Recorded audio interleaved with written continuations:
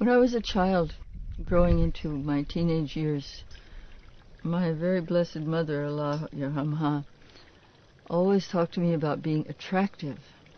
She was very careful about dress and appearance and hair and so forth. And it was only much later that I came to understand that attractive means that you attract like a magnet. And I began to observe what you attract. And there were certain rather key experiences I had that proved to me that wearing a scarf and loose clothing, which is what hijab is, was indeed protection, which is what hijab means.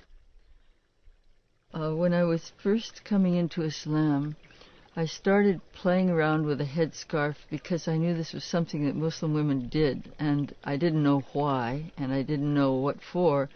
The only way I could find out was to experiment on myself. So I tied it back like this, and then I tied it back like this, and then I put it under like this. I tried different things.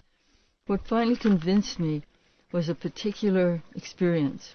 I was working in publishing then as now, and I had to go and visit a printer in a big printing house in Albuquerque, New Mexico.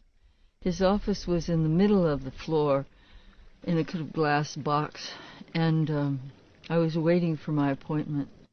There was another lady sitting with him, and I was watching idly, and I realized that to get whatever she wanted, she was flirting with the guy by shaking her head and twitching her shoulders and batting her eyes and doing all those things that people do.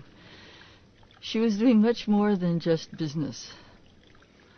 And I thought to myself very proudly, you know, I'm wearing a scarf, so I don't have this problem. I'm not going to do this. But when she left and I went in to see the man, I was in the middle of talking to him, and I realized that I was going like this, you know, that I was going through all the motions that I would be going through if my hair had been long and down as it always had been. And that all of that, my whole life, had been an unconscious response to talking to a male. At that point, I realized that for a Muslim who is striving to be conscious of Allah, that this sort of unconscious play acting has no place and is useless and is irrelevant, and that there are other ways to get what you want, and that for a woman to work in the world alongside men and other women, it's much more convenient to work as a human being rather than a sexual object. At that point, I started wearing a scarf, and I have never not worn it since. And I have found nothing but respect from wearing it. I have never had any problem at all. Maybe a few glances, but compared to the glances I would have gotten of a different sort if I weren't wearing a scarf, it's been nothing. I think that it has helped me to contain myself inside myself, which is one of the objects for both men and women in Islam, not to throw away their precious energies, their sexual energy, the energy that goes through the eye, through the sound, through the motion, but to conserve those for where they can do their best job, which is at home. And when you move in the world, to move between people as simply a human being, not a sexual object. I think that the way people dress now in most of the world, particularly in the Western world, is really denying our souls.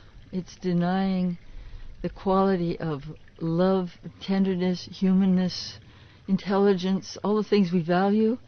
It's putting those way aside and emphasizing the physical. And if you happen to be, have possession of a perfect body, for a few years, you may enjoy this. But for the great majority of human beings, it is simply setting them a goal that is unreachable, number one. And number two, the goal itself is self-defeating because it concentrates completely on the physical and doesn't allow the inner beauty of a person to show through. There's another thing about understanding hijab and Islamic culture in general.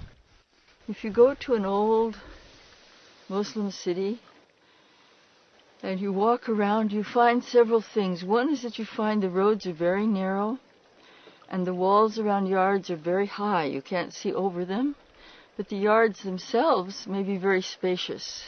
And all you get from walking through these narrow streets, which you never go whoosh, they always bend and turn and go around, so you have to take your time. When you walk through these streets, you have a feeling that behind all of these walls there are great mysteries taking place, there are great loves taking place, there are great lives taking place, but you don't know what they are. So there's a mysterious and enticing quality about it. You may have a smell of jasmine, or see some beautiful vine coming down the outside of the wall, or see some little lattice window with a face behind it. This is the stuff of dreams, you know. And this is the way a Muslim woman is when she is covered. It's like a walled garden, right? It's like the way we want our houses to be. We don't favor picture windows and big front lawns. We favor a wall, and inside of that all kinds of private life can take place of every kind of nature. But it isn't for everyone on earth to see. We're not interested in showing off. We're interested in being, in praising Allah, in loving one another, and in going about our business as human beings.